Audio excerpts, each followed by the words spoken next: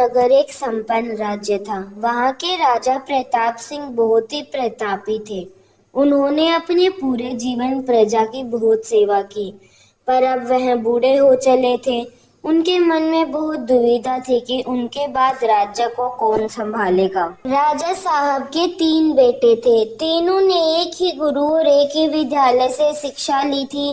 अब सोचना ये था कि तीनों में से सबसे अच्छा उत्तराधिकारी कौन होगा। तो अब राजा ने अपने तीनों पुत्रों की परीक्षा लेने की सोची। एक दिन सुबह सुबह राजा ने अपने तीनों पुत्रों को बुलाया और उन सबको एक एक बोरी चावल की देते हुए कहा, मैं और तुम्हारी माता तीर्थ यात्रा पर जा रहे हैं। हमें वापस आने में 1 वर्ष से भी ज्यादा लग सकता है। तुम तीनों के ये जिम्मेदारी है कि तुम अपने हिस्से के चावल की बोरी को संभाल कर रखोगे और जब मैं वापस लौटूं तो तुम ये चावल की बोरी वापस लौटानी है। ऐसा कहकर राजा और रानी तीर्थ यात्रा पर चल दिए। राजा के बड़े बेटे ने सोचा, चावल की बोरी पिताजी को वापस लौटानी है तो इसे मैं तिजोरी में बंद कर देता हूँ। जब पिताजी आएंगे तो वापस दे दूंगा। यही सोचकर उसने चावल की बोरी को तिजोरी में रखवा दिया ताकि एक दाना भी इधर उधर न हो। राजा के दूसरे बेटे ने सोचा, तिजोरी में तो चावल सड़ जाएंगे। मैं इन चावलों को खेत में डलवा देता हूँ,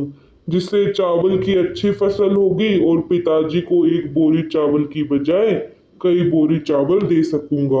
अब उसने ना चावल के लिए अच्छा खेत देखा और ना ही अच्छी उपजाऊ जमीन देखी और न ही खेत की घास फूस को साफ कराया। बस ऐसे ही एक बंजर जमीन पर चावल डलवा दिए और कभी उनकी देखभाल करने नहीं आया।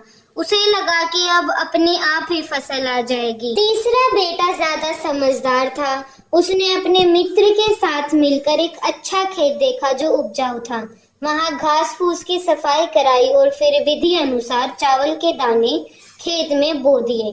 समय पर खाद पानी सब कुछ दिया। साल भर बाद पहली फसल आई, फिर से उसे बोया और फिर अनुपजा। राजा यही कोई 3 वर्ष बाद वापस आया। तीनों पुत्रों को देखकर बड़ी प्रसन्नता हुई। साथ ही मन में इच्छा थी ये जानने की कि बेटों ने चावलों के साथ क्या किया। पहले बेटे ने जैसे ही तिजोरी खोल के दिखाई, अंदर से बहुत बुरी बदबू आ रही थी। सब कुछ सड़कर राख हो चुका था। पिता ने कहा, ये अन्न है जिससे हम सबका जीवन चलता है और तुम इसकी देखभाल नहीं कर पाए, तुम क्या राज्य संभालोगे। अब दूसरा बेटा पिता को उस जगह पर ले गया जहां उसने चावलों को डलवाया था। वहां जाकर देखा तो जंगल था। बड़ी बड़ी घास फूस खड़ी थी। चावलों का तो नामो निशान ही नहीं था। राजा बहुत नाराज हुआ और उसे भी राज्य का उत्तराधिकारी बनाने से मना कर दिया। अब तीसरा पुत्र पिता को अपने खेतों पर ले गया। वाह, दूर से ही अलग खुशबू आ रही थी। चावलों की फसल दूर से ही लहरा रही थी। चारों तरफ हरियाली और जीवन था और उस खेत से 50 बोरी से भी ज्यादा चावल उत्पन्न हो चुका था और आज भी खेत में फिर से फसल खड़ी थी।